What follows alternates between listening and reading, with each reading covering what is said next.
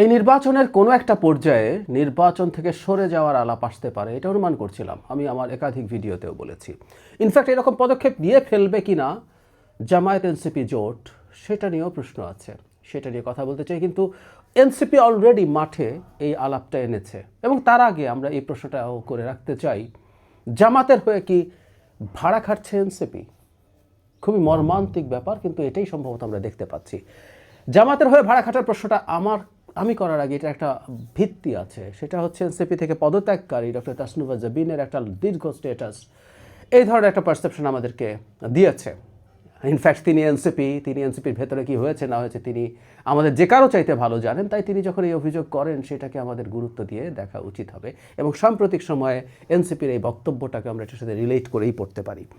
কি বলেছেন জনাব আসিফ মাহমুদ সজীব ভূঁইয়া, তিনি নির্বাচন পরিচালনা কমিটির প্রধান এনসিপির, একটা সংবাদ সম্মেলন করেছেন দুদিন আগে। সেখানে তিনি ইসিতে ঘটা কয়েকটা ঘটনাকে উল্লেখ করেছেন। এর মধ্যে তার ভাষ্যমতে দ্বৈত নাগরিকত্ব, ঋণ খেলাপি, এসব ইস্যুতে ইসি পক্ষপাতিত্ব করছে বিএনপির দিকে।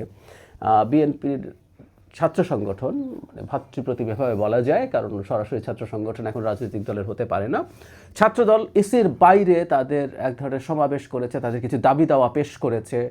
তারপরে আমি জনাব আসিফ মাহমুদ সজীব ভূঁইয়ার বক্তব্যে দেখলাম বিএনপি মহাসচিবের নেতৃত্বে একটা দল গিয়েছিল, তাদের সাথে 15 মিনিটের কথা বলে অনেক বেশি সময় ব্যয় করেছে, এবং এরপর নাকি সব রায়টায় পাল্টে যাচ্ছে। এসব নানান অভিযোগ, মানে নির্বাচন কমিশন নিরপেক্ষ না, এ ধরনের একটা অভিযোগ করার পর তিনি যেটা বলছেন সেটা আমি একটু পড়ি। যদি এরকমভাবে নির্বাচনের কার্যক্রম সামনের দিকে যেতে থাকে, তাহলে আমরা আশঙ্কা প্রকাশ করছি যে এই নির্বাচন কমিশন সুষ্ঠু নির্বাচন বাস্তবায়ন করতে পারবে না। এই পরিস্থিতিতে এসে আমরা এই জাতীয় সংসদ নির্বাচনে অংশগ্রহণ করব কিনা এটাও পুনর্বিবেচনা করার সময় এসেছে বলে মনে করছি। বাংলাদেশে এনসিপিকে রাজনৈতিক দল হিসাবে গ্রো করতে দেওয়ার কোনো স্কোপ জামায়াতের অন্তত ছিল না, কারণ একটা মধ্যপন্থী দল যেটা তৈরি করেছে গণঅভ্যুত্থানের সামনের সারিতে থাকা তরুণরা, সেটা যদি দাঁড়িয়ে যায়, জামাতের দ্বিতীয় দল হওয়ার স্বপ্ন ধ্বংস হয়ে যেতে পারে। বাংলাদেশের মানুষ জামাতের মতো দলের রাজনীতি পছন্দ করে না, তাই দীর্ঘদিন এই দলটাকে নানা ফর্মে নিয়ন্ত্রণ করার চেষ্টা করেছে। একটা সময় প্রকাশ্য এক্স শিবিররা ছিলেন, পরে তারা এনসিপি গঠনের সময় বেরিয়ে যেতে বাধ্য হন।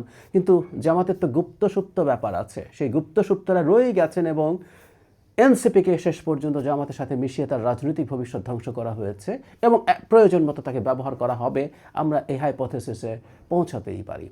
তাসনুভা জাবিনের কথা বলছিলাম, তিনি বেরোনোর পর একটা দীর্ঘ স্ট্যাটাস দিয়েছেন। সেই স্ট্যাটাসে অনেক কথা আছে, যে কেউ মনোযোগ দিয়ে পড়ে দেখবেন।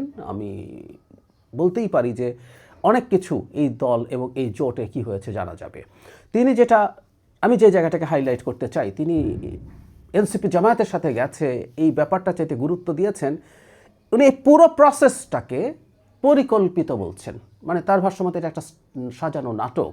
এই যে বিএনপির সাথে আলোচনা করছে, বা আমরা একা নির্বাচন করব, মনোনয়নপত্র বিক্রি করছে, এই যে যাবতীয় কর্মকাণ্ড, এগুলো সবগুলোকে তিনি পরিকল্পনার পার্ট বলছেন। মানে এগুলো করে কাজ হবে না, শেষ পর্যন্ত তারা জামাতের সাথেই যাবেন, এবং এমন সময় ঘোষণাটা হবে যখন স্বতন্ত্র প্রার্থী দেওয়ার জন্য আর আসলে ওই যে 1% ভোটারের সিগনেচার প্রয়োজন হয়, সেটার জোগাড় করা স্কোপ থাকবে না। একটু অফ টপিক হলেও বলে রাখি, নির্বাচন ব্যবস্থা সংস্কার কমিশনের জায়গা থেকে আমরা এটাকে এই জায়গা থেকে সরিয়ে আনা, যে 1% এটাকে বিরাট অন্যায্য ব্যারিয়ার আমরা মনে করি, এটা আমরা অনেক কমিয়ে আনার প্রস্তাব করেছিলাম, কিন্তু অবিশ্বাস্যভাবে সেটা রাখা হয়নি। যাই হোক, যেটা বলছিলাম, তাসনুভার বক্তব্য হচ্ছে এনসিপি যে জামাতে যাবে এটা পরিকল্পিত ছিল। তাহলে সেই পয়েন্ট অফ ভিউতে আমরা বলতে পারি এনসিপি আদতে জামাতের একটা কৌশলগত মানে পরিকল্পনার অংশ। এনসিপি তৈরি, এনসিপিকে এভাবে গ্রো করানো, এনসিপিকে এখন জোটে রাখা, এবং এনসিপিকে প্রয়োজন মতো ব্যবহার করা। সেই জন্য বলছিলাম সোকল্ড ভাড়ায় খাটানোর মতো ব্যাপার। ভাড়া কি? ভাড়া হচ্ছে কিছু সিট দেয়া। এনসিপি কি এখন এই নির্বাচনের ব্যাপারে তার সংশয় দেখিয়ে সরে যাওয়ার কথা ক্রমাগত বলতে থাকবে? জামাতের জন্য এই কথাটা বলা খুব সোজা না। জামাত একটা দল যে তার ভাষ্যমতে ক্ষমতায় চলে যাবে, বা আমাদের অনেকেরও এই ধরনের একটা বোধ আছে, কেউ কেউ জিতে গেছে এটা বলার চেষ্টা করছেন, এমন বিএনপি কি দায়িত্বশীল বিরোধী দল হবে ধরনের ভিডিও টিডিও কেউ বানাচ্ছেন। যাই হোক, ওই সব কথায় না ঢুকি, তো যেটা বলতে চাইছিলাম যে জামাত এখন যেহেতু সে ক্ষমতার ফাইট দিতে চায়, সে নির্বাচন থেকে সরে যাবে, এটা তার পক্ষে বলা সোজা না, তাই এনসিপিকে দিয়ে কথাটা বলাচ্ছে। এতে সুবিধা হলো এনসিপির এই ব্যক্তিদের মোটামুটি কিছু ট্র্যাকশন এখনও মিডিয়াতে আছে। ডক্টর ইউনূস এখনও ছাত্র করেন, তরুণ করেন। তরুণ বলতে উনি জেনারেলি বলেছেন কিছুদিন আগে যে তারা নির্বাচিত হয়ে যেতে পারে, কিন্তু উনি কাদেরকে আদতে তরুণ মনে করেন সেটাও আমরা বুঝি। এনসিপির তরুণদেরকে তিনি মিন করেন, যারা তার ভাষায় তার চাকুরিদাতা। তো তাদের যেহেতু কিছুটা ট্র্যাকশন আছে, তাদেরকে দিয়ে এই বক্তব্য দেওয়ানোর প্রচেষ্টা চলতেই পারে, সেটা আমরা এভাবেই পড়ব। এনসিপির আমি মনে করি মানে তাদের অলরেডি যতটুকু ক্ষতি হয়েছে ইমেজের জামাতের সাথে গিয়ে, সেটা জামাতের হয়ে জামাতের বক্তব্য যেগুলো জামাত দিতে চাইছে না সেগুলো প্রক্সি হয়ে সে মাঠে দিচ্ছে, এটা তার ইমেজ আরও ক্ষতিগ্রস্ত করবে। এনসিপি কি এটা ভাবছে? আমার মনে হয় ভাবছে না। এনসিপির মধ্যে নিশ্চয়ই কোনো একটা অংশ আছে যারা এই কাজটাই করার জন্য আগে থেকে প্ল্যান করে এনসিপিতে ছিল, এনসিপিতে থেকেছে, এনসিপির হয়ে কাজ করে যাচ্ছে। আমরা একটু বিস্তারিত আলোচনা করব এই যে নির্বাচন থেকে সরে যাওয়ার আওয়াজ তোলা, এই আওয়াজ কি আওয়াজই থাকবে নাকি এইটা বাস্তবে হতে পারে?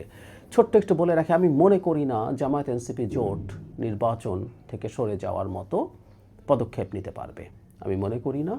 তো এই ধরনের আওয়াজ তারা রাখবে, নির্বাচন কমিশনের উপরে চাপ তৈরি করা, এবং ওই যে বললাম যে এই নির্বাচনে তাদের বিপর্যয় ঘটতে যাচ্ছে ফলাফলের, আমি কনফিডেন্ট এই ব্যাপারে।